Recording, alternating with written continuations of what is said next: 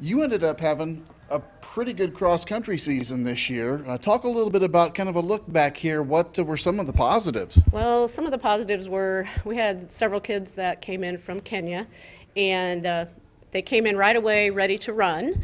And Nelson, our top runner, he actually was our top finisher for every meet, and he placed in every meet. So he either got a medal or a T-shirt or All-American or whatever. So yeah, it was good, and everybody, we had a completely new team. So there really wasn't anybody on the team from last year because I had all sophomores. So they were all new. So they were kind of learning how to work with each other and who was, maybe the top runners and who to stay with and that kind of thing. At this level, I would imagine that might not be a rarity, but how tough is that to pull a team together like that? It's very tough, especially here at Southeast. We don't have track. And a lot of the U.S. kids they want track because they're going to go on after they get done here to a 4-year university, and they're going to have to do cross-country, indoor, and outdoor track. So they're missing out on that opportunity since we don't have it. And the international kids, they just want an opportunity to go to school and compete. And, we're training now, so hopefully we can run maybe unattached in a few meets outside.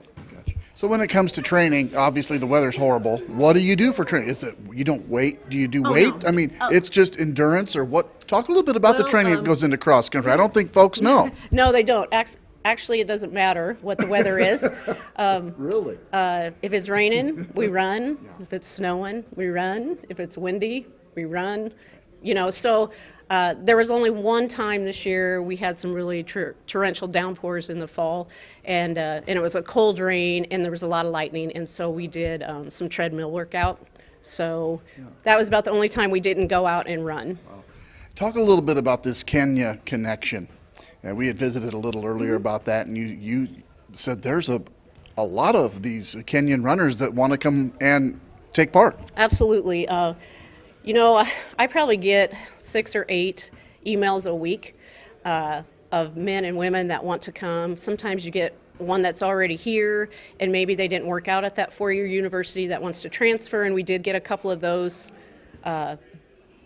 this spring that just came in January, but it's just tough they don't have the money, and they can come to community college a lot less expensively than they can go to a 4-year university. Absolutely. Now, you had one runner who finished, 29 or 39 in the country or at the national meet, or there were some really high finishers here. Absolutely. At nationals, I did take 3 men to the national meet that one was in Albuquerque, and he did finish 20th.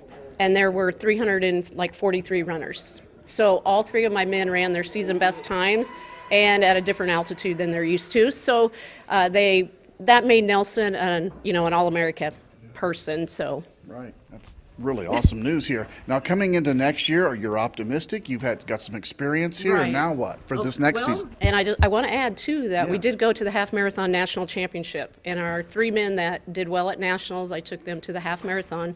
The team finished 5th in the nation, and so we were pretty excited with that. And then Nelson and Edwin were All-American in that. So, and that was the first time the 3rd guy, McGill, had ever run that race. So he was like, oh, I'm out at 10. He goes, it's just 5,000 more. And he's just like, oh. So anyway, I'm pretty excited for the fall. Having these kids here now, as long as we can keep them healthy and get some more distance in, the Kenyans come in and they're pretty weak, actually. They can run forever. And what they do is they just go out and run hard every single day. And I'm trying to teach them that you don't have to go out and run hard every day because it'll tear your body down. So we need to work on some different aspects. So hopefully this spring we can, do some of that. But the 2 gentlemen that came in, I think, are right between Nelson and Edwin. And then McGill, he's from Schuyler. And you know what? He's improving. He runs with those guys as long as he can. He maybe doesn't have the physical ability right now, but he's getting better, every meet. So I'm very excited. Yep. We've talked a lot about the guys. How about the women? You got a good women's team? The women, we're in kind of a rebuilding year again. I had one young lady that was back from last year, and then everybody else was new. We didn't have 5, which is what you need to score as a team. And one gal had an injury. She had an extra bone in her foot, Mariah Murphy. She's from Wymore. So she had surgery, so she didn't get to run. And so basically they improved a lot all the way through the season. And we did bring another gal in just here in January. She's from Kenya also. And she really has probably the fastest time out of the remaining, gals that'll be coming back. But the recruits are looking strong.